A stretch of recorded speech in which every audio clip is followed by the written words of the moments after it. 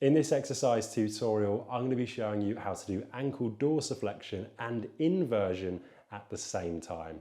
So I'm on a massage table here, but you can do this on a bed or a sofa to exactly the same effect.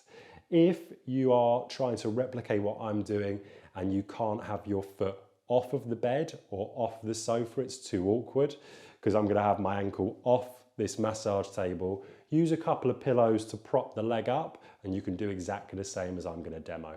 So firstly, what is ankle dorsiflexion? Well, that's pointing the ankle up, and inversion is pointing it in towards the midline of the body.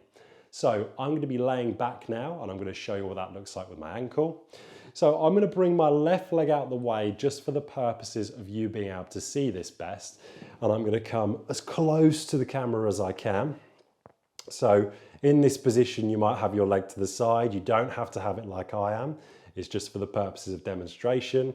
In this position, you'll notice, because I've got gravity allowing my foot to kind of almost point directional neutral, what I'm going to do here is going to use that gravity. I'm going to come against it to point my foot up and then point it in.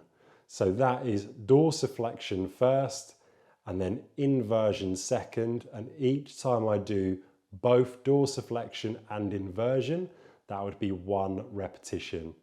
So when you're doing this, you're trying to really slowly come up, come in, and make sure that you're not cheating with the leg, so it's just that ankle that's moving. Once you've repeated your desired amount of sets and repetitions, you would do exactly the same on the other side. That's how to work your dorsiflexion of the ankle and inversion in one fluid movement.